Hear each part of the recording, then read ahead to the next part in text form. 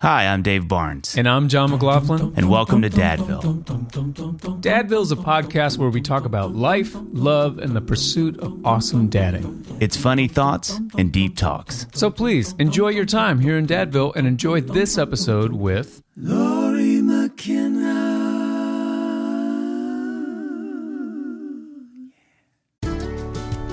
Welcome to the Raising Boys and Girls podcast. I'm David Thomas. And I'm Sissy Goff. And we are therapists who've been practicing with kids and families for over 30 years. And in each episode of our podcast, we're going to share some of what we're learning in this work that we do with kids and families on a daily basis. Our goal is to help you care for the kids in your life with a little more understanding, a little more practical help, and a whole lot of hope. We are honored to invite you to join us on this journey of raising boys and girls.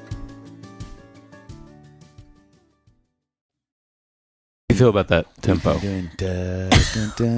That's like Lori McKenna. She's here. She's successful. She's really, really good at writing I feel songs. like that's my core tempo. Is that like 73? No, Oh, wow. 120. Jeez, let's start over. Let's just It's get early. one more for Lori. It's one more really for early. Lori. No, I really do think I have.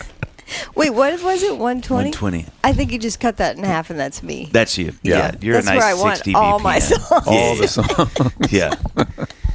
Yeah, I always feel like that's like the curse I bring into writing rooms because like every idea I have is like a 76 BPM. No, and they're like, I think okay, I'm what like- else we got? Yeah. I think I'm like 74. I think it's like my internal rhythm. Yeah. Like, and this sounds so dirty, but I always say like my right hand can only do two things, and it's like there. It's you know what I mean? Like it's just. Let's get one more Can you for do Lori that if in we this can just start podcast? Sorry, on no, the- but it's like I have two rhythms. You know what I mean? Like, Yep. Yeah. and it's like they. Like that's my core. Like Gordy Sampson says, "I love that song you write." Like Oh my. I write one song. That's why I love co-writing so much. All right, before I do your, You have to love cut that all that song. out. no, you we're write. leaving that in there. What do you think if someone this wasn't planned, but I have to ask because you just said this and it makes me want to ask you this. What if someone if you were like, okay, you're right, I'm always trying to write this one song. What is that song? I mean, I think it's changed over the years because I've aged. But I think when I was I love you younger, laughed. it was like someone's run away. Someone's drinking too much. They've run away. They're missing. And we can't, like you know what I mean? Like, Well, I don't know why that just made me. Someone has run away. I think Someone's drinking the too much. wife You know what I is think it is? I the think wife it's that is you were missing. so calm when you said it. Just someone's run away You and they're know. missing. Someone know is gone. that It was the song. 90s. We don't know where they. that song. It's someone, like the wife is home alone. She doesn't know where the husband is. Yep. And she's got to feed the kids and do all the things. You know what I mean? And that's where. That was it. That was a But long was there a time. musical archetype? Was there a song you had in the back of your mind? It was like I that's don't think so. Okay. I don't think I did it on purpose. I Okay. think that was my core. I think I came with that core What about now? fear. How's it changed now? I think now I'm really. I love life songs. I just love life songs. Like they're hard to write. Yeah. Do you know what I mean? That can like sort of apply to everybody. And now I think the one song I write is more like trying to get to everybody. The third verse of a Beatles song. yeah. You know what I mean? Yeah, but never getting there, of course, because I'm. I listened to that song, The Acrobat, this morning. You did. It is so good. Tennille is so special. It's so good. She really is. She came to my house. I live just south of Boston. She came up there and we wrote. And I love Tennille. This is so weird, and there's not many people that I truly just love best alone. And like Patty Griffin, I love best when she's just alone and just playing her songs. And Tennille is like in a that. performance. Yeah, like the context, bands yeah. are always great, Yeah.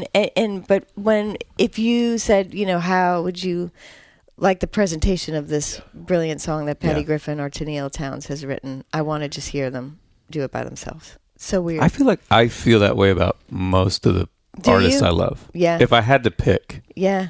I'd go like Ben Folds. If I had to pick band, Wow. or That's Yeah. interesting. I think I'd go see him solo. Tyrone Wells. You know Tyrone? No. Artist, friend of John and I. He told me probably a decade ago, because I was still kind of playing a good bit of band shows and or trio shows or whatever. I wasn't doing a lot of shows, just me. And he had just done his first big run of shows just by himself. And he was like, you have to do it. And I was like, why? He's like, I was bowled over by how much people loved the show. I got so many comments after every show I did because people were just like, man, we can finally like hear you. Like you have time to tell stories. It just and the arc of you have a set list, but if something happens, totally, you can just leave. Something you can just go to another. You can just leave. Sorry, I didn't know where. Yes, you can keep going. That's an option too. There's so much extra fear in it too, right? The solo thing. But I have always said that to myself, like, don't forget how to just stand here by yourself and do this. And I tell, like, all new songwriters are always like, what should I do? I'm like, know how to play your song by yourself. By what is it? Crook or hook or by crook? Like, what does Peter Let's Pan get one say? more for Lori. There's Captain in there somewhere. Yeah, Captain Hook Hooks, or Crook. America. Yes. Any way you can. Yeah. Because Hook or crook. yeah, right? Yeah. Isn't that a I'm term? going with that. I think that's it. I feel like when you That's say not it, a it phrase becomes I a term. use, That's like but- one of your gifts. That's one of your superpowers. It's not a phrase I would use. But I feel like you have to be able to do that. Yeah. You know what I mean? Just even for the people who love you, or, you know what I mean? But every song, just in its easiest, purest form. Yeah. Okay.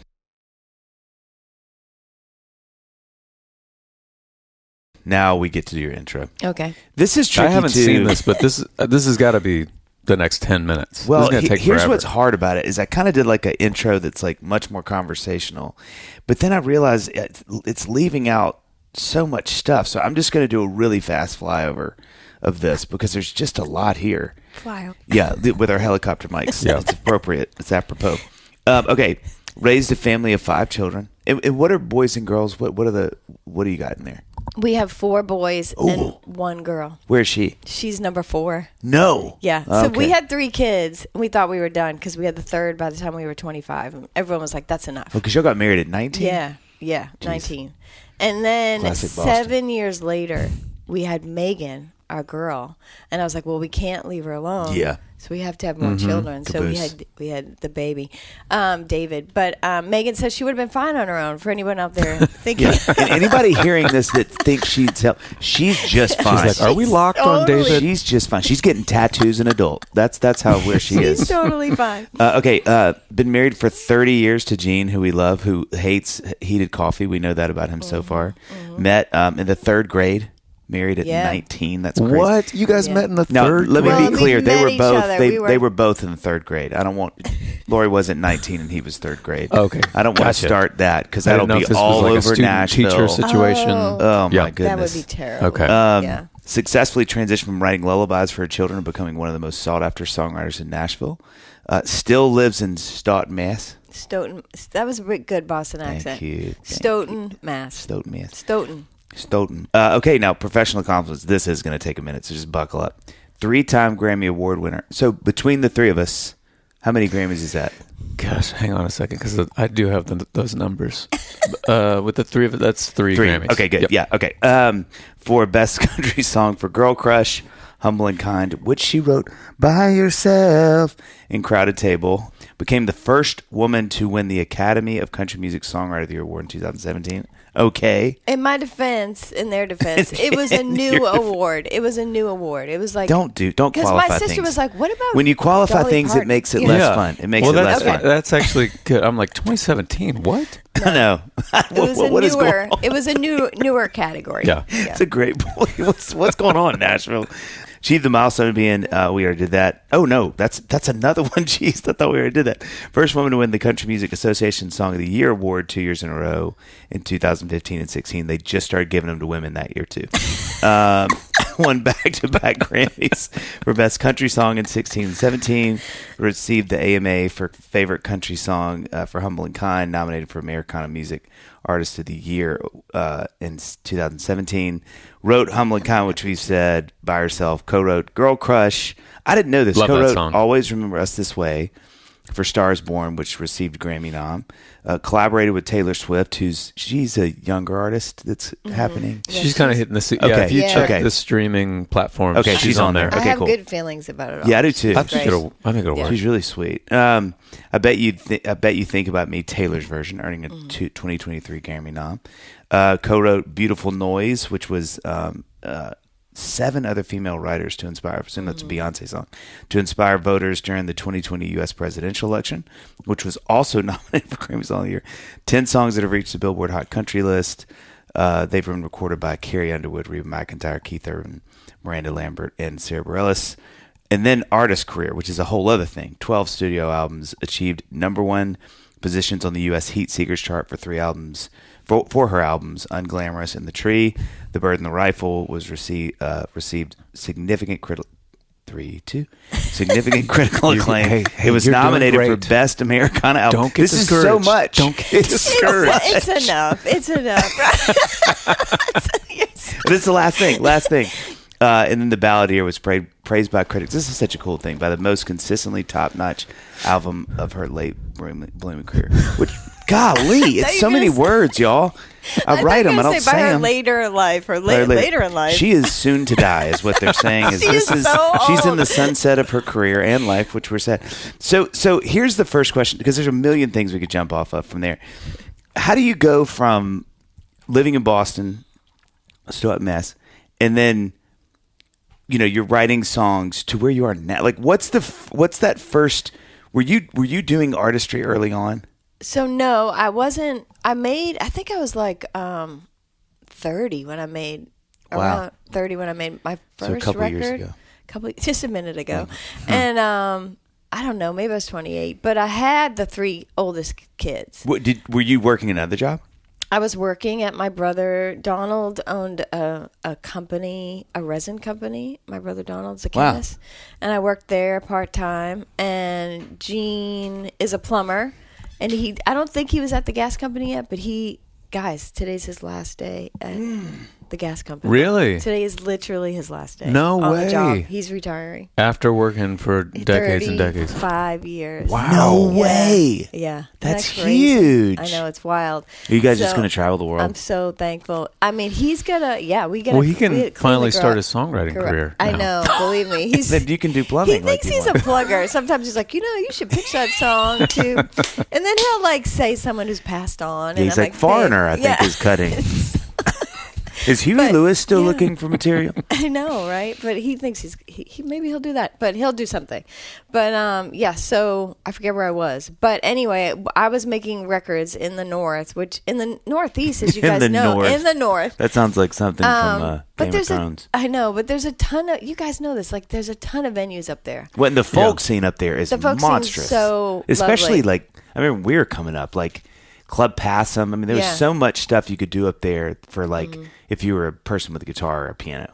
Tons of venues. And it still is like that. I mean, Passim is like my bluebird. Passim. Sorry. No, it's all good. We talk. Oh, that's right. Yeah. We talk funny up there. I mean, that is I always describe it as my bluebird. Mm-hmm. Like our bluebird is Club Passim, which is in Harvard Square, and so just coming. I mean, I have 2 older brothers that wrote songs, so they were like, "Larry, you should write songs." So I always just did it as this was my journal or the way. Imagine you wrote 2 songs. They're like, "All right, maybe write less songs." That's enough. That's enough from you, Lori. Yeah, but it was just I didn't know anybody else that did it except for my brothers. But I also didn't co-write with I didn't even think we should do this together. But so I came up in that world, really nurturing environment. I started doing open mics, and in those open mics, a nationally touring artist would come through and be the feature. Oh wow! Who? Do you remember? Well, in those days it was John Gorka, and I love John Gorka. Love John Gorka. I do too. I talk about him. I mean, I love him. He's so good. He's so good. Love is our cross of beers. So how old are you when you're going to your first open mic? So I'm probably 20, 28. Oh wow! Yeah, okay, literally. So you've got, you said, you got kids, and it's you're full mom mode. Yeah, and also 13. I started writing songs when I was 13. So all that time, imagine I'm writing songs that I know no one's going to hear. There was no someone's You're not writing hear. them to perform them. No, you're just writing them like it's a journal entry. Yeah. And and my kids would hear them because I would put them to bed and sing my little guitar and stuff. Poor kids, but it's a lot of. Mom, can we just go to bed tonight? No, hold on. I'm thinking these kids are going to bed to bad future stuff. It's Grammy bad stuff. nominated Bad songs. No one thinks that at this time, believe me. Like Okay. no one thinks it now. It's crazy. But anyway, what happened was I met Mary Gaucher. This is like Oh, yes, you know, he's a legend. The short story of Yeah. and those people that I came up with in the Boston community are still dear friends. It's kind of like we all went to high school together. What was the even though- guy? He is the guy I think of when I think of Club Passim. He's from he's a Northeast guy. Ellis Paul. Ellis Paul. Yeah. That's exactly See right. how I just read your mind? That's you have that gift. Ellis Paul, was like the king. Yeah, he was the you guy. know, He he's was the guy. still, I think, touring, doing great. And I met Marcarelli, who's still Mm-hmm. my band leader and dear friend. We're like brother and sister at Mm-hmm. this point. But I met Mary Gaucher, and Mary was moving to Nashville. Oh. And so I would show up at the open mic, and Mary would be the feature. And honestly, we always laugh about this because the two of us would stand out. Because Mary is Mary, Mm-hmm. and she's so authentically Mary Gaucher. And I would like show up in like mom clothes with my minivan outside and like peanut butter on my guitar and stuff from kids like hitting my guitar, like put it down. And I was older than everyone because everyone else is like 18, 19, all the other kids that figured it out. And I didn't figure it out until 10 years later. So I'm gonna do something. Don't be nervous. You're doing great. is it? Everything you're doing Look at is that. great. Okay. There we go. Wow, That's this. it. Sorry. There we go. Let's start over. That's Brag sheet. But Mary moved to Nashville. We were both on a label called Signature Sounds. Okay. So we were label mates. And Mary gave a record I made called Bittertown to her friend Melanie Howard, who is a publisher in town. Oh, and that's how it happened. So I had only been to Nashville one time in my whole life. And that record came out in May of 2004. And Mary and Melanie called me over the summer and said, hey, Mary, this is what Melanie does. She pitches songs. And is it cool if she pitches your songs around Nashville? And I'm like, yes, I would love that. Amazing. And literally by Thanksgiving, Faith cut 4 of the songs. Four of the songs on that record. Lori. Yes. Which, for those listening, that's how it It's goes. bonkers. That's how it works. Yeah, you live in a place that's not Nashville. Yeah. You play You don't rounds. try. You don't try. You don't barely try. No, I have a question. This is almost like a logistical question. You don't try. I mean, to get here, I didn't know how. You're in your late 20s. You have 3 kids at this point. You're working at your brother's company.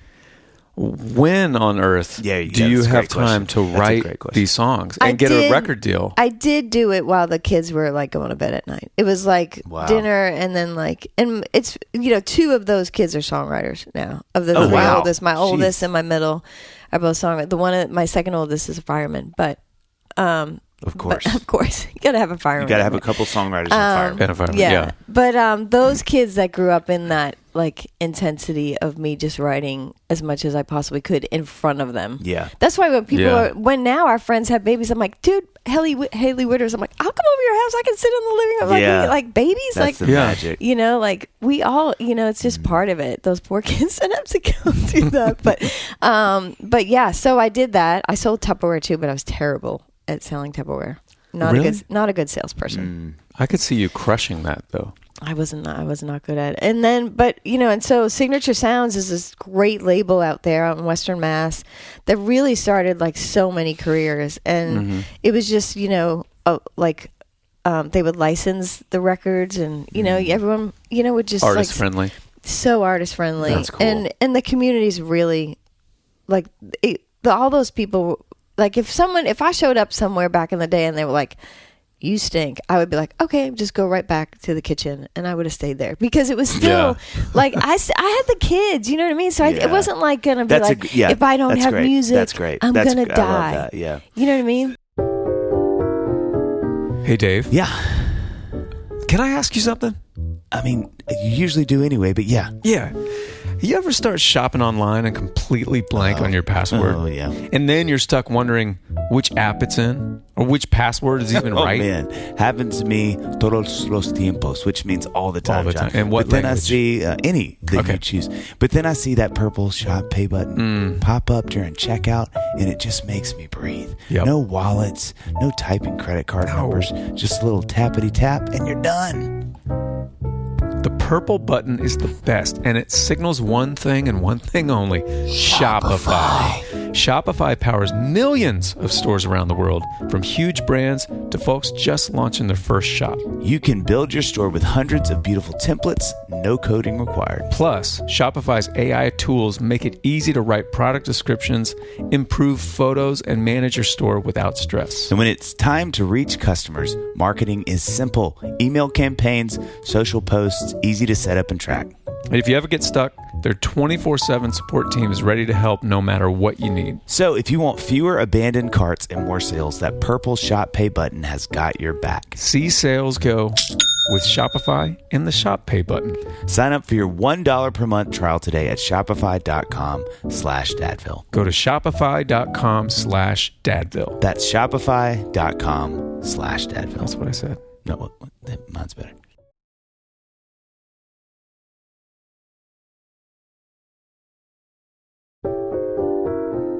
Whoa.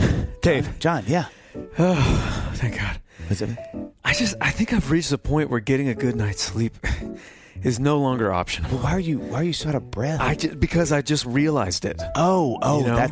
Okay, sorry. It got me worked up. Well, listen, let me just say this. Okay. We can't just power through the day after a bad sleep anymore, okay, John? No, exactly. Yeah. I mean, it affects everything. Mood, focus, energy, all of it. Yeah, at first I thought it was just my mattress, and that was the problem. No, don't mattress shame. Oh.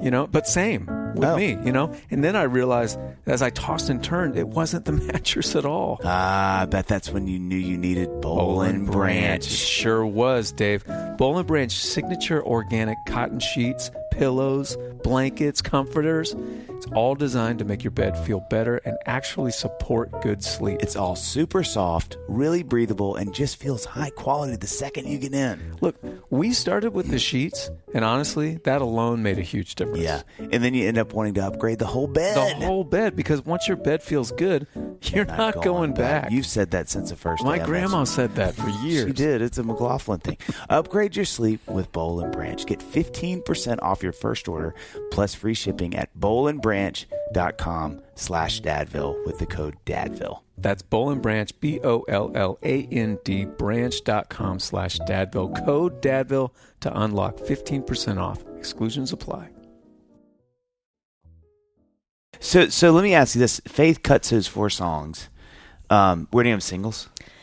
Well, the Stealing Kisses was a single. Oh, yeah. Didn't do great. It was my first single. I think it got to like 28. That's not bad. No. But people need to know this is back when, like, having a song on one of those albums was a huge payday. Well, even one song would, like, we would all, wouldn't we love those days? But yeah, 4 songs. What album was that? It was Fireflies, which she got 3 songs made the record, and then the other one was a bonus track called Lone Star. But it was Fireflies, Stealing Kisses, and a song called If You Ask. Okay. And so I'm assuming that album probably sold really well. It did. Yeah. Like a couple mil, 3 I don't know. 4, 5. Yeah. But it's crazy that that would have been like, you'd have made some money from that. I think I just got to the point where it was like, I just got in there. Yeah. Where people were getting checks. Yeah. For album sales. And so it's got to be fun for you and Gene, because all of a sudden it's like, hey, this thing you do for fun, and you're playing and you're doing your rounds. And now Gene's going around heating up all the water in the house. He's like, we got money to burn, girl. We still do not understand each other when it comes to the temperature of the house. So. What a great just comment left to itself.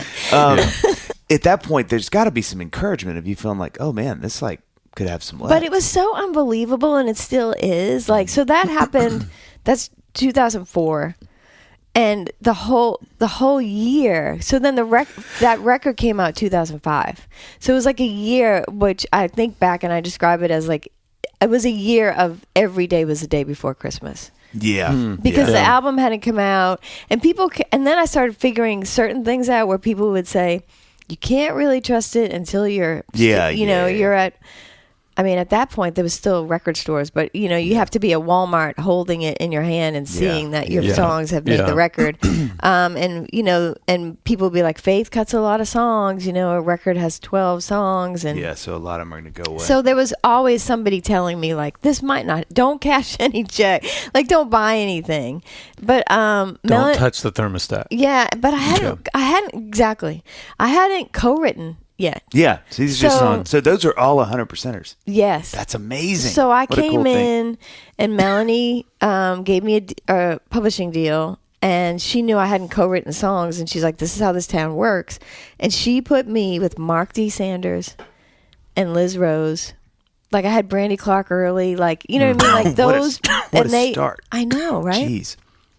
So Mark D's great. I mean, I sat in his office and he was like, "Do you have a business manager?" And I'm like, "What's that?" You know what I mean? Like, and people took care of me. You know what I mean? Like, I would stay at Liz's house, and you know, and Liz really taught me how to find the artist in the room, how to find your space in the song, and you know what I mean, and how to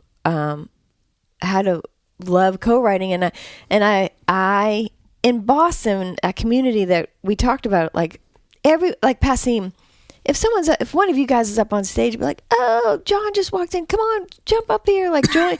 There's that, like, everyone can play on each other's things and sing on each other's songs. I can't harmonize unless you like. If it's got to be real easy, and someone's got to teach me, and I can't play my instrument like that. You know what I mean? So I could never find in that community. I never had a space where I could be helpful to a friend. Wow. Yeah. Do you know what I mean? I could maybe drive you somewhere and do your laundry, but I can't like musically help you. And when I found co-writing here, or was, you know, sort of like taught, this is how we do it here. I had to build some confidence in it, but that's where I know I can help. Like I know I can at least give my all to be like, what if it did this? Yeah.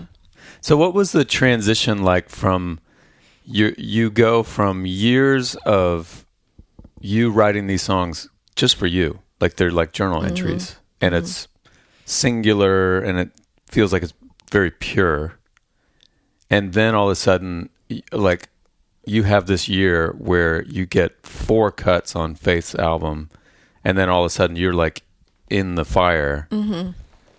What was the transition like? I feel like if I were you, I'd be like, okay, this is working because it's pure and it's me doing my thing. How do I now go into this world of like business managers and expectations and all that kind of stuff, but somehow still keep it my thing? I think that there was a bunch of things that helped me with all that. Is I had just had my son David, my 5th, like 3 days before that record came out that Faith cut the songs from. So I had this like, I had this, do you know what I mean? I had this like, this bigger thing to like. I had something way more important than whatever was going to happen. And then I had you had the baby. And so but also just like this probably isn't going to happen. This probably I'm sure that someone's going to call any minute and be like, you shouldn't do this. And then at the same time, what a random call. I got signed. I know. Hey, it's me. It's Nashville. It's me. It's me, Nashville. Okay, thanks. I was waiting for this. Thank you. You should stay home. At the same time, I got a record deal with Warner. And I was going to make a record that Byron Gallimore and Tim McGraw produced. So out of Nashville, Warner here. Out of Nashville here. And that was a whole thing. But so this is all like, you should write for this record. And I did make that record. It was called Unglamorous. I wrote that with Liz Rose because she came to my house and she's like, your life is so unglamorous. Like, people think you're friends with Faith Hill and this is what your life is like, you know, in a loving way. That's what she said. In a loving way. But so I was writing for that record, which Mark D and I wrote a song for, and Liz, and they were teaching me how to co-write, and there was all this like pressure of that. But if I had just that pressure and didn't have like this anchor at home of like all of this is way more important, this doesn't really mean anything. And Gene had a good job. Like Gene, you know, took care of everybody. He paid the bills. You know what I mean? Like I never would have been able to do any of it if I didn't have all the kids and Gene and my extended family, like everyone that helped me. So I think when I look back, I'm like, everyone looks back at when their kids are little and you're like, how did we do that? Yeah. You know what I mean? And I look back and it's like, how did we do that? Like I remember when I was offered the record deal, like going to Gene and being like, this sounds crazy, but I think I think we could do it and we'll see what happens. You know what I mean? And he was like, okay, and then when I had the youngest one, David, Brian was 12. So wow. That's one thing I tell people, like, if you're going to have a baby, you should have a 12-year-old first. Because if you can have a baby and just turn around and hand it to a 12-year-old. Yeah. I mean. It's a big help. Because my big kids helped me raise the little kids because there was that gap. Well, and I wonder, too, if I don't know this, you can tell me, but I wonder, too, if just being so far away that you could kind of go back home and go to a normal life. There was no touching up against your other, Yeah, that was a huge part of it that I didn't realize till later, because it was always like, are you going to move here? Are you going to move here? Are you going to move here? But the thing was, it's like Gene had this job, you know what I mean? Like at the gas company, which today's his last day, which is crazy, but it was like, that was a hard job to get. Like at those days, a union job like that was hard to get. And you surely weren't going to be like, pass it up. Yeah. So he had a great job that was taking care of us, and all of my kids were in different schools and different ages, and it's like, I'm not going to rip everybody out of this. You know what I mean? Like I can walk to my dad's house. You never had a time where you were like, I would love to move to Nashville. I never really had like that, that burning desire, because I didn't want the pressure of it. Like I felt like I had enough pressure, but I also felt years later, I realized, the problem with Nashville for me would have been, going to get coffee in the morning and Tom Douglas is standing in front of you. And then you're like, what are you doing today? I don't know. What are you doing today? Yeah. And I would have overwritten. I mean, there's just too many. Look at you guys. There's too many brilliant writers in this town that you just can't win. Handsome, young. Exactly. And so there's just too much here for someone that isn't maybe at that time. I probably wouldn't have been able to balance it. You know what I mean? Now I could. You know what I mean? But my kids aren't tiny anymore. Yeah. But with so the kids keeping me. It was like such a blessing that it happened the way it happened, and also crazy that it happened the way it happened, because it shouldn't have happened. Because I always say, like, it's like I won the lottery, but I didn't buy a ticket. You know what I mean? Someone called and was like, "Can Faith Hill cut your songs?" Somebody went into your journal and was like, these numbers won the lottery yesterday. You're like, I just wrote those numbers in my journal. We never look in journals, but we're just randomly looking in women's journals. And that was also Missy Gallimore too. So Mary Gauthier, Melanie Howard, Missy Gallimore, Faith. You know what I mean? And it was just like, I went over to Missy and Byron's house because Byron produced that record, and they said, okay, the record's done. It's coming out this day. Like, come over to the house and you can listen to your cuts. And I had never been to a house that nice, to be honest. Yeah. You know what I mean? And these are wonderful. We're not slamming. I just want to be clear for all of our Boston fans. We are not slamming the homes in Boston. The homes are great. They're beautiful. They really are. I mean, that's why Paul Revere was so impassioned, is trying to keep them around. He just couldn't stop riding past these houses. Look at the gardens. Gorgeous. But so I'm in this beautiful kitchen, and Missy's like, let's go in the other room. We'll listen to your songs. And I think it was just Missy and I. And she like sat me down and like pressed Fireflies and left the room. What a moment. Just for a second. Like just to be like, let me give her a minute. And when I heard Faith Hill sing that song, like my face broke open. Like I bawled like a baby. It's unbelievable. And I've never been so confused by a release of crying like that, because it was like there was so much in it. It was mostly relief. It was mostly like, oh my God, I get to do this. Like, oh my God, like I'd never heard anybody sing one of my songs, and it's Faith Hill, and it's kind of a song about my mom. Like, you know what I mean? It's like all craziness, and but it was mostly like I get. At least for a little while, I get to keep doing this. Yes. Yeah. And everyone's going to be okay. Yeah. You know what I mean? I remember Faith, this would have been like 2000. I was interning on Music Row and at this digital audio, like overdub kind of thing. And she was coming in that day. Oh, boy. And it was a big deal. I was like, listen. That's a big deal. Faith is coming in. This you spent hours just looking at different diesel jeans that morning. Just oh my which gosh, one do shaving I wear? And reshaving, shaving and reshaping. And she walked in and was so unbelievably gorgeous. Mm-hmm. I remember, She's like, stunning. at one point, I think the guy that I was interning for was like, "You have to stop looking at Yes. her." Yeah. And I was like, "I'm so sorry." Had exactly that same conversation. You've already been fired. That's done.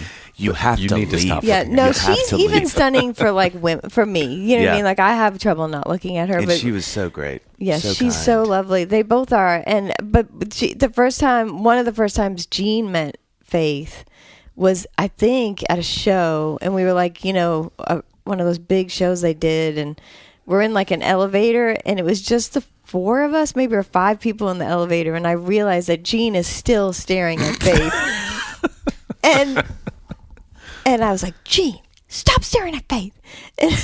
And we all just laughed, but it was just like, she's hard to not look at. Yeah, she's so beautiful. Yeah. it's just like this core beauty. Yeah, aura that comes out. Yeah. So let me ask you this now. Like, how do you think about success now? Like, what is that? I mean, the kids are gone, so to some degree that anchor, it's always there because your mom and they're always your kids, Yeah. but it's not tied to the home like it was. So there's not that sort of like, well, I always know that if I go home, that kind of gets me back. And how do you think about that now? I think that, I think mostly I learned everything from my kids, first of all. Like, I don't think I've learned anything in my life if it wasn't like because of my kids. Wow. I don't know. I think that's why God gave me kids so young. They're like, she's in trouble. We got to get this 19-year-old Keep them pregnant. going. Keep them going. Let's do another round. Another round. Yeah, One more. Yeah. Yeah, and then we thought we were done, and then 7 years later, they're like, "Yep, still not getting it." But I told you, two of my kids are songwriters, live in town, and when we get to, like, the business has changed so much, or changes every day, and when we talk about the business and we get in those conversations, I'm always like, wait, everybody stop. Like, and nobody's complaining, but just like the worry of, like, it's still that worry. Like, the reason I was crying is like, I get to do this. It's like, I think there's like, maybe it's just me, but like, there's like in me a fundamental thing that I am going to get the phone call someday, be like, we've had enough. You don't need to do this anymore. And I know I'm old enough now that I know, well, I'll just go back to the kitchen and I'll do it, for myself. You know what I mean? Back to the kitchen. Just cooking for no one. No. Just kind of. No, but like anybody? sitting there trying to write a song in the kitchen, you know what I But mean? you still feel that way, that like I still I think that's hard to shake out of, all of us, because it's such a crazy job. But when we talk about the business and stuff, or get too much on the business side of things, I'm like, wait a minute, everybody. No, none of us wanted fame. None of us wanted to be wealthy. Like, I got to have all this money, or, you know what I mean? Like, we make a living, and we get to have music be a huge part of our life. Like, that's all we wanted. We wanted music to be a huge part of our life. And we get distracted by people telling us, you want to be on that stage. You want all these people to love you. You want this, you want that. Because it seems like that's comes along with it. But I think that really all we want is someone to hear our song. And we want to be able to still have it be such a big part of our life. You know what I mean? There is a part that I know that songs get written, and then there is a part where there's a need to show somebody. You know what I mean? But that group can be a little controlled group too, and still it can still feel. That's how we all started. You know, like the trusted friend, or like a boyfriend or a girlfriend that would listen. Or I think it's one of the things that I think is so peculiar about this job is that you can think of a lot of other industries, and I think if you go into those industries, you know what you're getting in for. You're like, you want to make money, you want to build the company, you want to sell the company. I want to be the CEO. I want to be the CFO. I want to be whatever. Like, these are like, I want to be a nurse, a doctor. They have, and this is what those people get paid. It's all there. But I think and I felt this in my own life, and I think it's true with a lot of people that live here now and do this, is that I would say the lion's share of people that choose this job are what you just said. They're like, I just want to write songs. Yeah. I want to play songs. I want to be on the stage. Some people, I know a couple of people that were like, man, the money piece is compelling to me. yeah, I think that worked more back in the day. Yeah. But more than not, it's like, I don't even know if this is going to work. I'm not thinking about the money. That's like way down the road. So then what happens is it works, and then it gets really weird, because you're like, I kind of didn't factor that in. Yeah. And so then this thing that was really kind of pure and unadulterated suddenly gets sort of sideswiped by success, and then you have to kind of recalibrate everything because you're like, well, shoot, that's really working. Yeah. And now I got to sort of what felt like I was, to your point, sitting in my kitchen writing songs, just loving it. Now there's like eyes on it. Now there's like expectations. Yeah. I'm in a deal where do that again. And so I think it's an industry, in my opinion. I don't know other industries that are like this. I just know ours is, where getting into it really is not super attached to a financial goal. Mm-hmm. It's really attached to a get songs cut goal or get on the stage goal. Yeah. And it's one of the reasons I always feel so compelled to sit with younger artists and just kind of spend time with them, is I just think there's so many things about this job that, if it works, can really throw you, because it just so rarely works that you don't even let yourself think about it. Right. And then when it does, all of those things just sort of get dumped on you at once, like, why is my uncle being weird and calling me all the time? Well, like, and which, for some of us, that's been our whole life. But it just has all these things. And your point, I think, then you have to develop these really bizarre disciplines, kind of like later than most people do in their career, where you go, or in their lives, like in your 20s, where you're like, oh, I guess I got to start thinking about money. Where, a lot of people go to business school are like, no, that's the first thing I'm thinking about. I'm trying to talk to a buddy of mine that worked for Shell. And he was like, I knew, in high school, I had spreadsheets on the companies I wanted to work for, what you could make at that age. So wild. And I knew by this, he was trying to be retired by 40. And so you talk to these kind of people, but with our world, that's just not usually the case. It's like, I just want to get them cut. I want to hear it. I know. And then it's like all the other suddenly comes in and you're like, whoa, I sort of wasn't prepared for this kind of things I have to think about, which then affect what you're actually doing. I know. And tons of songwriters have that like creative mind to run a business as well. Mm-hmm. Obviously, we all know, y'all are good at, I just, that piece never has not come to, like in my world. It's like I still hear just a guitar vocal. People are like, you'll start hearing little production pieces here and then. I'm like, never landed in this brain of mine. You know what I mean? Like rarely. I've seen people do it, over and over again in demo sessions and sessions where like I hear a church bell. You know what I mean? It's like, really? Where? I don't. You know what I mean? And that's like, that's just now? What I needed. Wait, you just heard it? Yeah, but I just hear the core of the song, and I think that maybe it's lucky in a way, because I have been able to just keep doing this, and I have been able to help my family out, and and not have all the pressure being on Gene for this struggling, artist over here that I've been. But I've been so lucky in that way. But I also, I think everything comes at you, just like you said. Everything comes at you like, now you should do this. Now you should this. Like in my stage, it's like, now you should open a company. Now you should start a publishing company. Now you should do this. Right.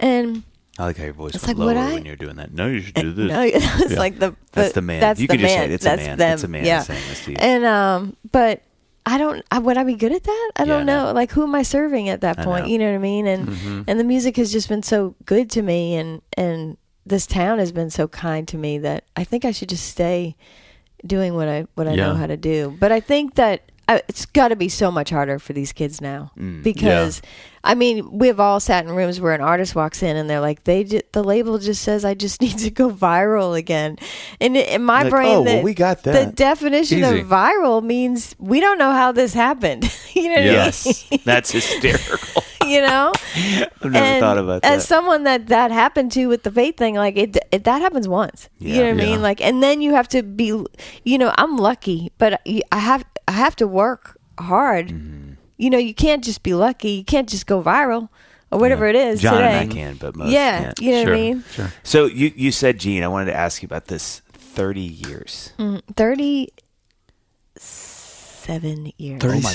gosh, years. 37 years. Well, let's do math. I'm 57, and we got married when I was 19. Yeah. He's 38. tried to leave me a lot. I just won't let him. He's like, honey, where are all the suitcases again? I don't know. Why? That's what a funny question. Weird. We're out of suitcases. Why are all the cars flat tires? Yeah, but even that, like if we were with each other all the time, like I've always done this thing where I come here twice a month for 3 days. Like I come in on a Monday morning and I leave on a Wednesday evening usually. And I do that like every other week. You know what I mean? Or touring, which I've never done a lot of touring, but 3 days of touring, 3 days of writing a song, twice a month. You know what I mean? And so you get to miss somebody, and you get to, you know what I mean? Just be like, or sit on a plane by yourself, and there's a couple, and you're like, they like each other. Like, oh, I do like, you know what I mean? Like, so this is, 30, and we grew together. 38. Right? Is that what it is? We don't know. We got married in 1988. I know that. So if that helps. Wow. Yeah, 38, right? Yeah, 38. That's nuts. So what do you, like, do you have, like, a couple things that you feel like you've learned? Like, that you can say, man, 38 years of marriage has taught me this about marriage. The only thing I know is that, well, Missy Gallimore taught me this a long time ago, that if you call your partner baby, it really helps out. Like, if you say, instead of being like, hey, you jerk, you know what I mean? Like, move the car. Jerk usually be like, baby, you got to move the car. Right. You know what I mean? Like, it softens it up a little bit. It really, but you can still say the same thing. Yeah. Like, baby, your socks are on the floor again. Yeah. You know what I mean?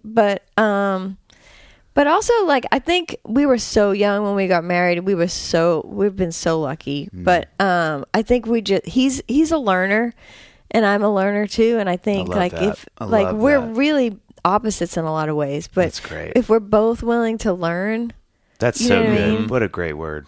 I love that. Like, you know what I mean? I guess, like, growing wise, you know what I mean? Like, not that we've grown so much, do you feel at 57 a pull toward sedentary? Do you feel it in you to go, I just want to be okay with what I think everything is? And I feel like when I think of people, I'm 47, but, like, you know, when you get into the years that I'm heading toward that you're in, I think I just feel like I see this with a lot of people's parents, where it's like, hey, this is just what I am. Like, kind of take it or leave I don't feel that way. That's great. At all. That's a great thing. And I don't think Gene does either. That's I great. mean, maybe he would be a little like, and that's been our kids. That's really been our kids. And they just kind of keep you from doing it. Yeah. And just like they learn something, you're like, really? What's that about? Yeah. You know what I mean? Yeah. And I think I definitely don't feel that way. Like, that's one thing about music. Like, think about music. Well, you guys are incredible piano players, but, like, I look at my piano and I'm like, I'm going to take that. I'm just going to take that. I'm going to take that. You want to start again? No, just I like that you said both of us are great piano. You play piano, Dave. You play piano. Did I tell you that Malcolm did email me about being... That's an inside joke. Note. Okay. So no, but I look at my piano every day and I'm like, it seems to make sense. Not today. You know, like, it just seems it's right there. It's just like white keys, black keys. They're right. There's a pattern. There's a pattern. It's just 12. It just seems like I should be able to do it. And guess what? Not today. I mean, you know what I mean? It's like, I still, as much as I've been doing music for so long, I still don't know how to play the piano. Like, my dad's 91. Like, when I'm 91, maybe I'll know. You know, maybe I'll be able to do something on there. You know what I mean? But I just feel like the last thing at my age that we should be doing is being like, I'm good. You know what I mean? But my bubble has gone. My bubble's smaller. Like, I stay in a little bit of a bubble. Like, Gene wants to watch the news all the time and things like that. I'm like, do we know the news? Let's just sit in the backyard. You know what I mean? And things like that.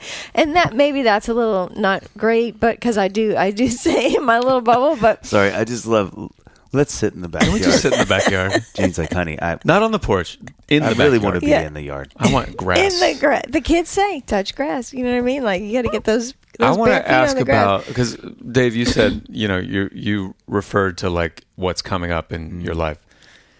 Something that I always think about, my girls are 13 and 10. I always think about empty nesting. Oh, anytime we have I don't think that's a thing anymore, guys. You don't think so? Wait, tell us Okay, more. tell what us. What is this? They don't go. They stay. Oh. I think they stay. I mean, I don't want to get my hopes up. I want that to be the case. I want them to leave for a minute. I want them to go do their thing. Yeah. And then I want them to buy the house across the street. Yeah. Just like you guys. Just like you. We're testing it. Yeah. What do you guys explain that? I just think that I don't want to reveal too much about my idea about parenthood because it's kind of scary. But you know, when your kids are little and when your kids are older and people with young kids are like, please tell me it gets better. Yeah. Right. Right. And you're like, yeah.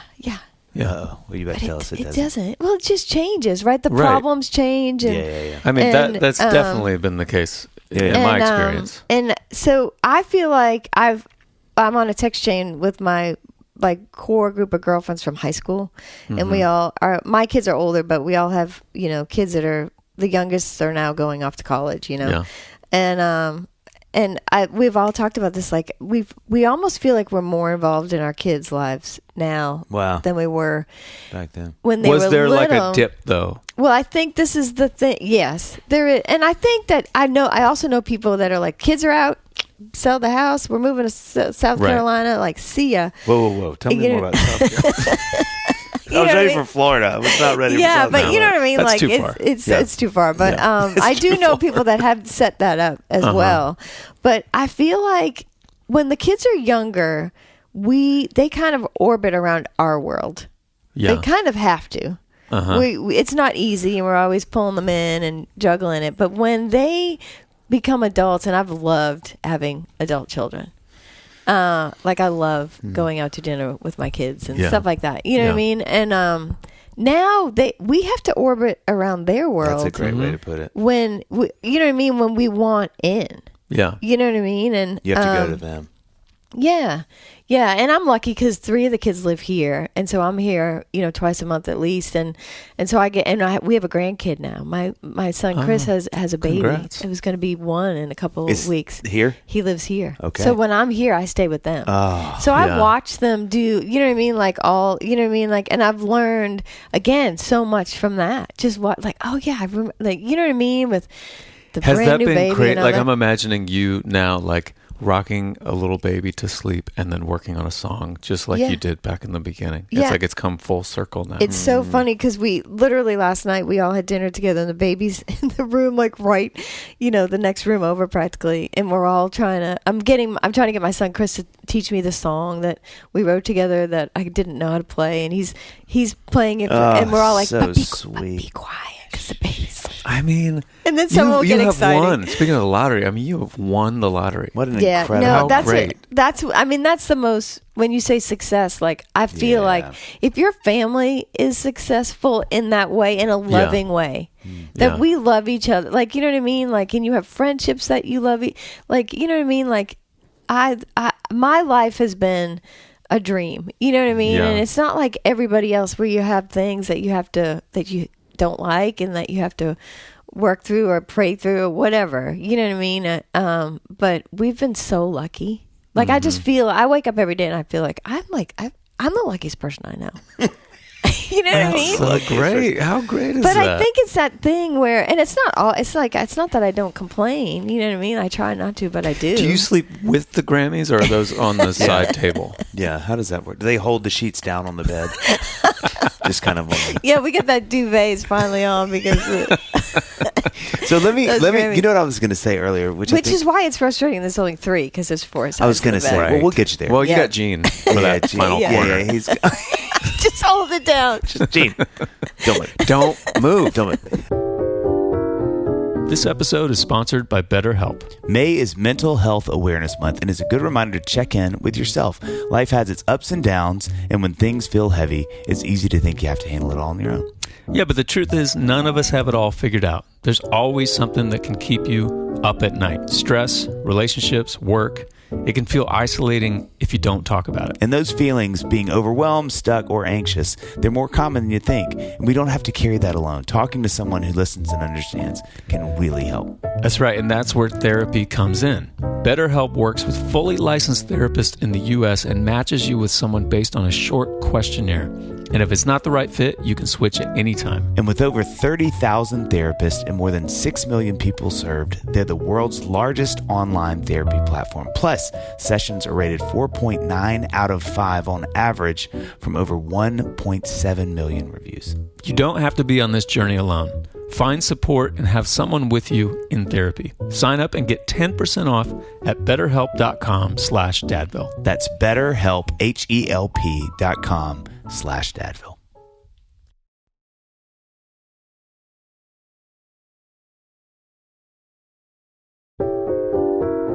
Hey, Dave. Yeah.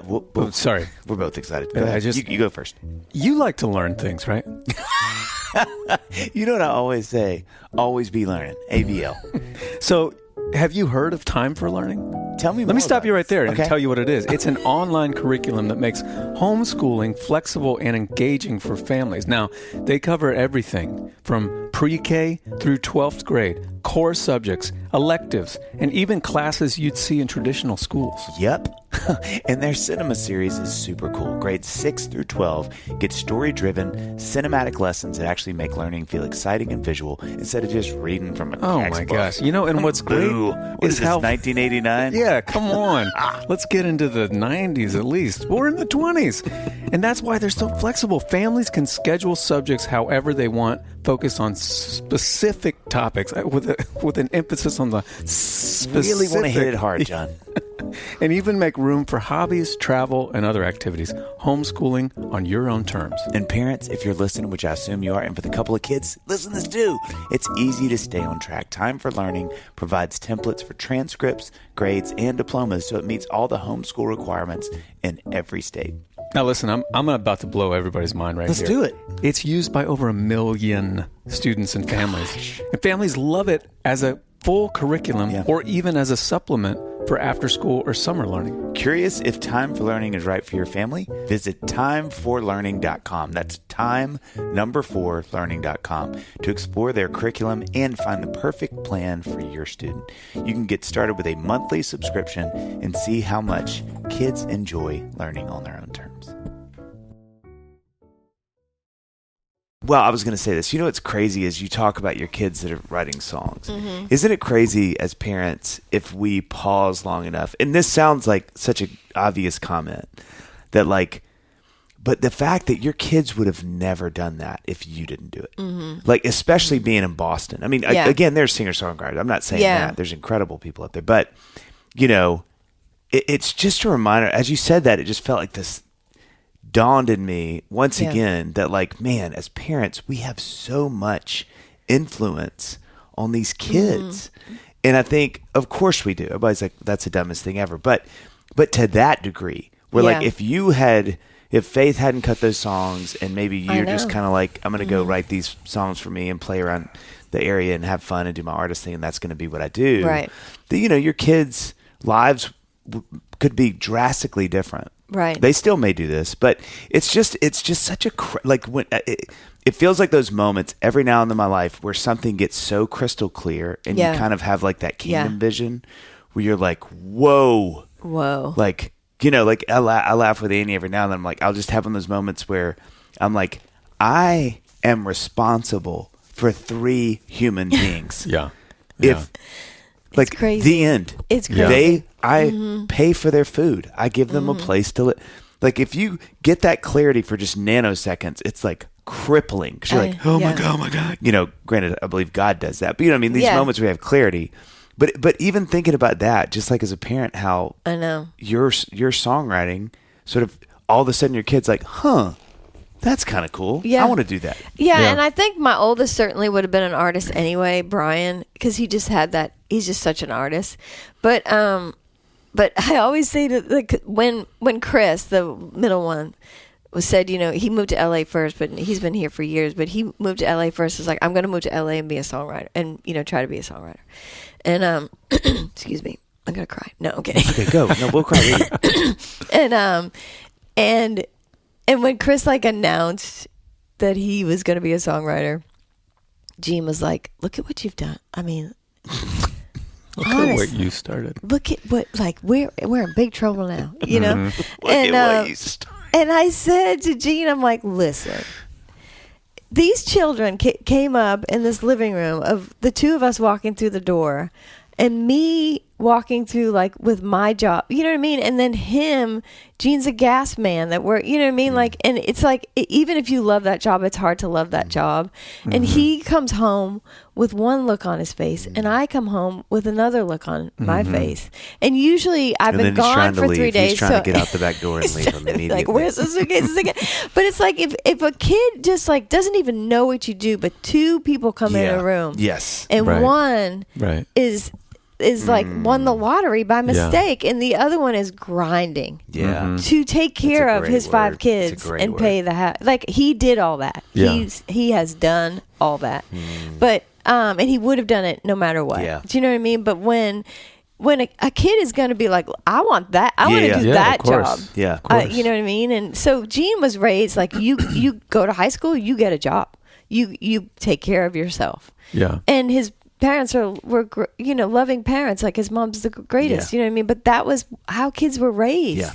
You know what I mean? And I think I wasn't raised exactly, and there was more room for, well, what do you want to do? Yeah. Yeah. What does your heart say you should do? Like, what makes you happiest, And I'm always like, a 20-year-old, that's when they should do all those things. Yeah, that's 100%. Yeah. And I think that if, like, jokingly, Gene blames me on all the songwriters in the family, but I always tell him, I'm like, I think it was more your fault. If you had just been happier, they would have been working at the gas company. They would all want to work at the gas company. Do they want your input on their songs?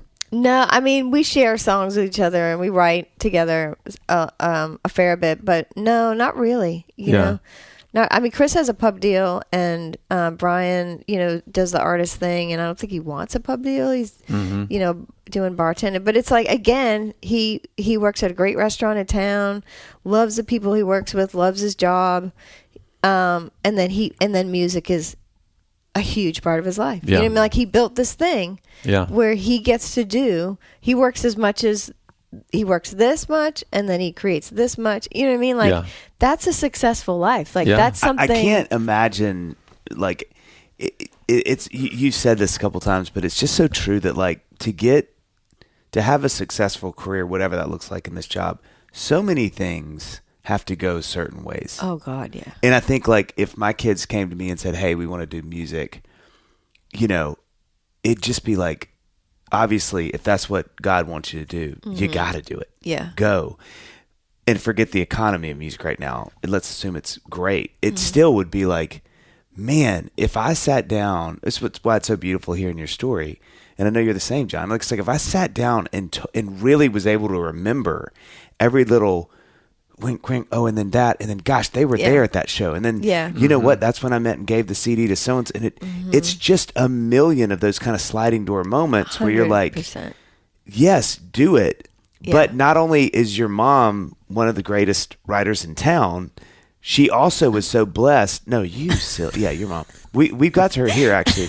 No, we've got some of her music that John's going to play on piano. She has a couple holds this week. Fingers crossed. Yeah. But you know that it's not just that you're great. It's also that, man, just the things that had to happen to make you be where you are. Yeah. And so it would be interesting having a child doing it, not just that they're looking at my career, comparing it, but just that you're going, hey, it's not just that I'm good. Let's forget the talent that I have. But man, like, because that doesn't necessarily they kind of know too much. No. They kind of know too much is the problem. It would be an interesting thing to juxtapose if my parents had done that and had success like you've had to go.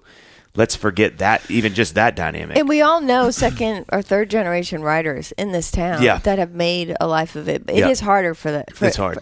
Well, even if it's like the name, like, I would never like call, and be like, hey, can you give my kid a publishing deal? Obviously that wouldn't happen. But, and I do kind of stay away from it for the reasons, but we all know people that, like a Summer Overstreet, for example, is one of the best songwriters I've ever been in the room with. She's unbelievable. She's an unbelievable singer. And no, but I'm just saying, people that you'd probably say are other great writers you've been in the room with. Oh, I've been in the right. I mean, just today, just right now. I didn't. I wasn't even asking for that. The greatest piano players ever. But I really want a thing that says that. Ever. Lori McKenna. Dave Barnes. Dave, great piano player. Great piano player. But Summer knew everything. Do you know what I mean? Yeah. Like, she knows what the business. Yeah. Like that, and she still, she was still called to do it. Thank God. But you know what I think would be hard too? I've never thought about this. It would be hard for me if you were my mom to go, okay, mom's done this thing, to not sort of like, why is this so hard? Mm-hmm. Mom does it. Yeah. She's done it. What? Yeah. Like, that would be really challenging for me if my mom or dad did that and going, why is it not happening yet? Yeah. going like, I've seen her. She just keeps having success. But that happens with kids with everything. You know what I mean? Like, but I think like, why can't I find a house? Everybody else find a house. You know what I mean? But like, I think why for can't me, one of the things that was such a blessing with my career is that there was nothing to juxtapose the it ignorance against. is bliss. Yeah, well, there was no pace setter. Yeah. I was just kind of like, I don't know. This feels pretty great, I think, right? I know. Does it feel good to everybody? Like, we booked that. Okay, how much? Oh, that's great. That happened. Cool. There wasn't like, well, where was mom or my brother or my friend at this point in her career? Because man, up until 28, they're doing great, but boy, that's when they're going to get in trouble with you. It's like, we're getting into this is when mom starts to click, which I think would be a really interesting. I mean, I didn't get my publishing deal until I was 36. Oh, that's great. Yeah. But I always tell my kids this too. I'm like, nothing happens till you're 40. Nothing happens till you're 40. Mm-hmm. I mean, life happens, but like nothing. Like you don't. I mean, at least for me, it's like when you turn 40, there's something that in your body that's like, okay, I'm really this person. This is really this is really happening. You know what I mean? Like I'm gonna, and maybe, I feel like there's like you get to be a little bit more confident in yourself in your 40s. I feel like not the hunkering down like this. I am who I am, because I think we always can change and grow. Yeah. But I feel like there's like an age somewhere in your 40s where you realize like there's data that you can go. I'm pretty consistently doing these. I definitely agree. And maybe a little less of like, well, when I was a kid, you know what I mean? Like a little less of that. Your 50s, it gets even better. Like I feel like the 50s and like even the 60s, which I'm hoping, can be this really awesome time. Yeah. Okay, so let me ask you one last thing. Because we have a speed round coming up that you really need to buckle up for. I can't do math. When you think about Gene today, he's free. Yeah. As of 5 o'clock today, he will be free. You may never see him again. I did think about he may be gone when you get home. But it's been such a good run. I know. Exactly. He's going to wake up in South Carolina tomorrow. Columbia this time of year, just gorgeous. But like, what gets you excited about this next season for y'all? Like, he's retiring, you've got mobility like you do to keep writing songs. Your kids are all settled in their places. Like, have y'all kind of had that talk of like, what does this look like for us? Well, probably the house that we have in Stoughton is like the main house, and we'll probably streamline thing. You know what I mean? Like, I sort of want to just like be more efficient with that and maybe have a smaller house. Are we talking about the thermostat again? Yeah, we are. Okay. That's exactly what we're talking about. Tape off some rooms. Yeah. Because it's a big problem. Like it's about a 4-degree difference. That's big. It's a big problem. That's big. And you can't take the utility out of the guy. Like, he's going to be a utility guy. Wait, like, he's been swimming in that water. Are you wanting colder and he wants warmer? Well, in the summer, I would like it to be cooler. Yeah. And honest to God, Gene wants me to keep the AC in the house. And this is a blessing to have AC in the house at 76. That's too That's high. not Gene, AC. Gene, that's not air conditioning. Gene's a big listener. I know. He doesn't miss an episode, and I want him to hear that's too hot. And in the winter, he wants it at 68, which I can kind of live with. He's got those flipped. That's a little better. I know, he's got them flipped. That's right. Yeah, he's got. And my dad worked for the Boston Edison for 42 years. What my is father. That? Oh, the power. That's the power company in Boston, which is now not there, but it's Eversource or something. But we lived in this ranch house, and I'm the youngest of 6, and he would walk down the hall and shut off all the lights. Oh, I know that. And yell. Yeah. I work at the electric company. I don't own the electric company. Oh, so my it's gosh. Like, I love that. I mean? So I've been like, they always say like you marry the image of one of your parents, and it's like, so that's Gene. Did your father see it as a rebellion that you married someone at the... Oh, no, I think he you didn't go electric. It. Much rather talk to Gene than talk to me. Oh, my God. But no, I think we'll streamline, you know what I mean, the house at home. And wait, do you think y'all will sell it? I think we'll try to at least, we get all the kids stuff, like, like curate some, here's your box, I love that you just said curate. You have used streamline and curate, which are like the kindest ways of saying what you're really trying to say. Right. You need We're to get rid of all all this stuff. My mom will show up at our house with a box this is all your stuff. I'm like, we're doing that. We're doing curating. That now. Found out, sorry, I've just been curating today. Curating some things of yours. But that's what Gene wants. He just wants all the kids to buy a house so we can just drop all the stuff. See ya. And then we have the condo here, which needs, and Gene can fix anything. And one of our kids just bought a condo here, and he just, will get. He's a lot to do, but in the back of my brain, I'm also like. But now you'll have a place in Florida. Yeah. So that'll be something too. And his mom's down there. She's like a snowbird down there. Yeah. But in the back of my brain, because we love, like we do an RV trip with the family every year where we rent an RV somewhere and drive it around. But in the back of my brain. All the kids? Yeah. Like this year we have 2. We rented 2. Holy cow. So, because we have the baby. So you're driving one. Yeah, I can drive it in a straight line. But so I almost killed us a couple of times. Kansas is great. Nebraska. We're gonna do Maine Mom, this it's your year. shift. Oh God, Maine, I have you're almost, in trouble. yeah, I have almost hurt us a lot because those switchbacks, But anyway, I can drive in a straight line. But anyway, part of me is like, next year we could buy one of those, little sprinters or something, and Gene and I could just get in that thing. Girl, yeah. So is Gene like out? Let's go. He would do that. Oh yeah, he's like, let's ready go for and have anything. travel and have fun and do the thing. Gene's ready for anything. Yeah. But he won't Just let not you the hire backyard. anybody to put a ceiling fan in your bedroom. He's going to do it I love that himself. about So Gene. that's the other thing. Good. Hey.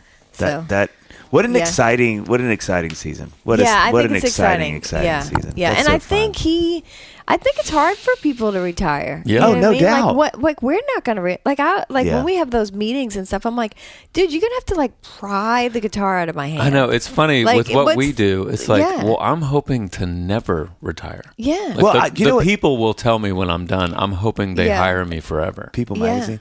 The thing that Yeah. I think is true is we're kind of. Did Annie say, somebody said this to me in the last couple of years and made me laugh so hard. They were like, you're kind of half retired all the time. Like your schedule looks dangerously close to a retired schedule. Oh my God. Because it's like, I you think our have a right. kids feel like, Oh, well, yeah. I mean, he was retired. He did own a guitar and a piano. He would but, write songs some, I guess. And then Yeah. every now and then he'd be like gone for a night or two. Yeah. Right. But otherwise he was We retired. just assumed he was an alcoholic, but But I think the thing that's great about our job is I think the transition into that. I kind of feel like my life is what we do is so bizarre because it's like you can have, if you wanted to without problem. Same with John and I. You could go. I just don't want to do anything next week, and there's not really anybody in our lives that would be like, no, other than a show for the three of us. Yeah. other than eventually the power company. The power company Yeah. will be like, well, well, that's where if you want more her power. granddad is calling, and he's Yeah. like, John. Yeah. No, but that is, and we got a taste of it with COVID. Like we got a taste of everything. Like what happens? Like were you guys must have been the same, but it was like, oh, this is a weekend. This is a Saturday. Like this is what we do. Yeah. You know what I mean? And I kind of like, loved it. Yeah. Oh yeah. And where a lot of artists had like a really hard, like a terrible time with it because that's such a big piece of what they do. Oh, yeah. But for Oh, yeah. me anyway, I feel like I'm lucky in the way that I just really need the songs to still come and for the time, you know what I mean? Because what we do, I know when you say that about our jobs, we do sort of seem like we're half retired, but nobody's writing down like drove straight home from Philly after the show because there was a soccer game on Sunday. Like nobody, we've all had those days where we're But you're driving. not driving because that's not a straight drive. You would be. That's a good Not lot an of RV. turns, I'm not a lot doing of turns. not at 32, but I have done that many times. We all have, and I kind of miss those days. This is off topic, but I miss those days of in Boston. You play the Boston area, and you play Northampton, like North, the North, Western Mass, and the Mass Pike. Just goes through. It's like a 2-hour shot from like, and I miss those days of like driving home in a snowstorm and listening to Dave Barnes stuff. Listening to it's the best way to listen to music. How do you guys listen to music now? You know what I mean? It's driving. I know. Late at night after a show when you can't sleep yet anyway, and listening to one of your friends, especially with your music with the band. Oh, or like it's somebody the they'd be best. like, dude, you know what you had in here? Oh, dude, that is. It's the best. It is the I best. miss Kiss. that. I miss that. We'll That's drive what I around miss. after this. Me and you Okay, just can for we a get in the while, car? just getting some time. Okay. Okay, so now it's the speed round. Oh we go. God, I'm scared. Here I'm we not go. good You're at this. great. My processing's pretty slow. No, it's okay. It's okay. There's barely any math. Lie if you want to. Okay, we have some fun moments here. A sentence Okay. you say now that your younger self would be shocked by. Oh, wow. See, I want to think about that now. Yeah. You can't. A sentence that I say now. The curating probably no. I wouldn't have been worried about streamlining my garage a few years ago. There it is. There you go. That's good. That You works. know what I mean? Yeah. Okay. What's the most mom purchase you've made recently? Oh, mom purchase. To go along with that, I bought the bins, the storage bins, like 100 million of them, because I'm like, everyone's gonna get bins. Your name Your will kids be can on your feel bin. that too when they come out of your house. Like, hey, And- come in the no. garage. This has been a thing. They see that Container Store receipt on the counter. No, I gotta stack. It's happening. Because Jean's retiring. Also, there's a huge thing in my family. I have misplaced a book of Pokemon cards. Oh. A binder. Which I don't believe I misplaced. Yeah, of course. But But the I have family been feels like blamed. you were the culprit. Yeah. Yeah. So Do you think- I'm gonna find those Pokemon. Do you think, I don't know, I just thought about this. Do you think you're going to have to like run Gene? Like, do you think there's going to be days you're like, Manage him. they're just like run him? It's like, let's get some energy out, Gene. Yeah. Let's just do some laps in the yard.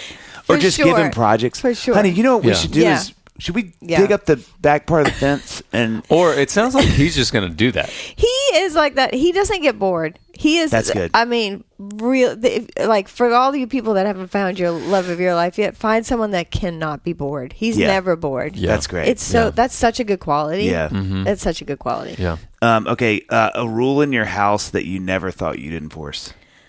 Oh, it's the kitchen sink. What is that? It's like I need it to be empty. I can't You have do? stuff in it. Gotta be empty. I'm kind of a tired. Like I wish I wasn't like that. I wish it didn't like raise my cortisol or whatever. Yeah. But when the sink is full, You and John. John I- is I- connecting with everything you on a has to deep stop. level right now. Yeah. it's a little like OCD. It's Yeah. not great. But I How do you wish I feel wasn't about like that. the empty plastic grocery bag sitting on the counter? No. Does that bother you? No. Immediately. That doesn't bother you? Why would you? No, that bothers Oh, me. but Why would yes. you leave it there? You felt so alone in that nanosecond. Yeah. Wait, it doesn't bother No, me? but now we're together. Now you're together. Dave will send me randomly. He'll just send me a picture Just a of bag? just a lone bag on his counter. And I'm like, See, that's I have to mean. delete That's the picture mean. from my phone. Yeah, makes me that's laugh so mean. hard. That's so mean. Okay, 4 people you would love to have dinner with. Oh, This is one we always love to wow. ask. Sorry, Like, let's just say which 4 of your kids. Can't have all 5. yeah. Can't be. I feel like David's probably out. We love David, but he's probably out. Oh my god! I mean, is that one of the things where no. like you can like I know we've Living talked- or dead. Yeah, It could be yeah, anybody. I remember this so well, but a long time ago when I was first becoming friends with Liz Rose, her son Scott had on his Facebook page like, "Who would you like to meet?" And he said his mom and dad in their 20s. Oh, that's It wasn't great. just like because my Wow. mom passed away when I was little, so I of course would love to spend time with my mom. But I would Has love. your dad stayed a widower? Yeah, He remarried? he remarried Okay, when I was okay. when I was in high school. But yeah, and my stepmom's great. But I would love to see my Yeah. mom and my dad as young That's parents. a great answer. Like any of these questions Yeah. that we talked about today, like not the older version of our parents, but a younger version of You know what's of them. funny? I've never thought about this. I feel like the longer that I know my parents, the more I feel like I'm getting to know them that way. Yeah. 'Cause there's That's less- Cool. That's so cool. There's less parental stuff, and it's much more like talking to a friend. Yeah. And they're always been my parents. But it is, that's funny that you say that because I literally feel like with every year with my parents, I'm like, man, it kind of feels like I'm hanging out with like 30-year-old dad sometimes because there's just not the weight of like, son, let Yeah. me. He's kind of like, no, you got it. He's let's like, just chat. you're okay. Or like I can be like, what'd you You're do today? He's like, okay. oh, here's the thing, where that just wasn't. Yeah. Yeah. I'm having conversations that you don't have as a kid. Dude, you just reminded me. I know this. We're in the middle of whatever you call this. High-powered speed round. Yeah. I'm bringing High it up. octane. High octane. But I had a show last week, and at the Country Music Hall of Fame, Yeah. in the little Yep. room Yep. beside my daughter-in-law does my makeup, and she brought the baby. So my little grandson Miles is there with like my team is there, and my Marcarelli's there, and the baby's in the middle of the room, and we're all surrounding this little baby at the Country Music Hall of Fame. And my friend, Medium Build, was there. Oh yeah, gosh, incredible, Nick Carpenter, incredible guy. We're all sitting there, and we're watching the baby, and the baby is, as you know, immediately going to like the backpack with the knife hanging out of it. You know what I mean? Like, what's? Sure. I'm in the Country Music Hall of Fame. What's the most danger? What can kill me first? So you still travel with that knife? But you know what I mean? It was like Lori. Whatever, like the. And it was just like, of course, it's the first thing he makes a beeline to. Yeah. And I said, isn't it crazy how babies, like, they're always trying to hurt themselves? Like, you put them in this room with all these other things, and immediately the first thing is to hurt themselves. Right. And Nick says, yeah, imagine what God thinks about us. Mm-hmm. And you just reminded me of that when you talked about your parents, like, okay, he's got it now. Like, is there, and my brain was like, is there ever a point where God's like, they're okay? Oh, no. It's like, but it's like, and I was like, oh, I never thought about, like, it's like, are you really going to get in that car after you just drank those 3 beers? You know what I mean? Like, what are you doing now? Yeah. And it's like, what a great thought. But what, that just reminded me of you saying, like, there is a turn where it's like, they are going to be okay. Mm-hmm. Yeah. And, you know what I mean? I wonder what age that is as a parent. Like, do you feel that with yours yet, where you're really like, I am mom, but very minimally mom? I'm much more kind of like... I feel like but I'm also, I feel like I feel like they're all going to be okay. Yeah. You know what I mean? I really do. I am a positive thinker, you know what I mean, in the most cases. And I feel like we are so lucky. And I feel like they all have a good, you know, root system where they, you know what I mean? And I didn't teach them anything. They've been just teaching me the whole time. Honestly, I didn't. What's Lori been like as a mom? Honestly, pretty underwhelming. She did. I have to teach her stuff all the time. Yeah.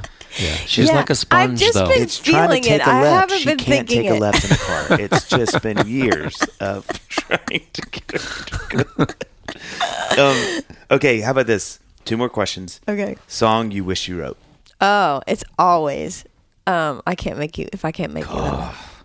I mean, it's the best thing that's ever happened in the whole planet. I mean, I look at that song, I mean, melodically, obviously, but like, and I don't know Mike Reed, but I know Alan a little bit. I've seen him perform that song a few times, and I just, no matter who sings it, no matter how they sing it, it's just, it's you can do it in any configuration that song works. Yeah, it's really hard to find a bad version of that song, and it's like it's a song that produces what is written. It's a song that... What a great way to say You know what I mean? Like, those songs are hard to find. It's like, it's a song that gives you it produces the pain almost that it is sharing.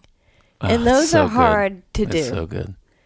And I also love the way that it took them a minute to... Like, they had to fight for it. Times, and I love the way that it changed, and you know what I mean? And I love that story because I love the part in the song. I almost like the part in the song when it's hard. When you know, like, oh, it's going to be okay, but I don't know what we're doing right now. You know what we're doing right now. Right? And then you get it, and it's like, oh, my God, we did that. Like, it was so confusing. Yeah. But that one's always, I mean. That's a good one. What would you guys say? I mean, what are your I actually songs? answered this yesterday when we were chatting about this. Yeah. It's Yesterday is that song for me. Yeah. I feel like. But I mean, that song, I Can't Make You Love Me, I mean, it is one of the greatest songs of all time, in my opinion. You know what? This is random. You know what one of mine is? I've got a few, but one of them is The Living Years by Mike and the Mechanics. Oh, that's a great song. What a song. What the a lyrics song. in that song are just a joke. Yeah. Yeah. Every generation blames the one before. I mean, there's just so many, like, when he talks about his dad dying. I mean, it's just like, God, that song. And then it's like a pop song. Yeah. I know. Which I love even more. It's not like some little folk thing that, you know, you're like, you played the Bluebird nobody loves, but nobody wants to touch. It's like that chorus and choir. It's just such a cool song. That's such a good answer because it's so... That is like an underrated song a little bit, isn't it? It's so Yesterday heavy. was a pretty good answer, too. Yeah. But Yesterday's a great answer. thank you, Lori. Guys are so competitive with each other. Okay, this is the last Is this the question. math? Okay. This is the final one. Okay. This is the math question. If you divide... Oh my If you wrote a musical, we're not going to do songs. Oh, we're I gonna like do that. Musical. I like that. If you wrote a musical on being a mom, what would the title of the musical be? Oh, wow. You can say humbling kind, by the way. What was the title? What was it? I'm trying to think, like, what is my motto? My motto, I don't really have one. You know, Teach them nothing. Yeah, let them teach you. My Gene's motto in life is hard. You got to go full force. That's his motto. Mm-hmm. That's we kid him, but that's his thing. Like you got to get through it. You just got to, you know what I mean? But he tends to see things darker than I do. Yeah. Mm-hmm.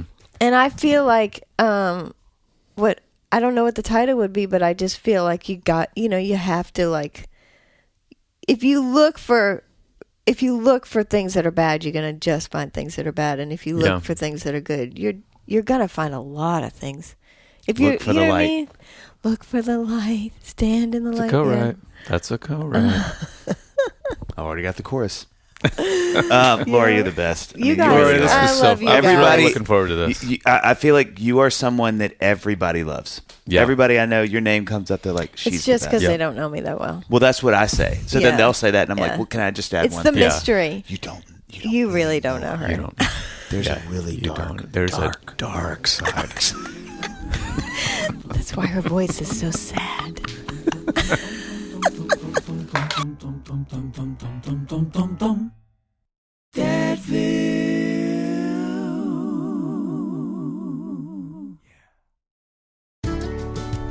Welcome to the Raising Boys and Girls podcast. I'm David Thomas. And I'm Sissy Goff. And we are therapists who've been practicing with kids and families for over 30 years.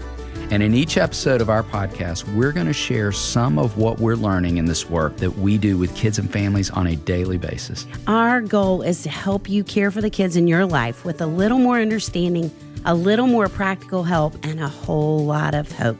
We are honored to invite you to join us on this journey of raising boys and girls.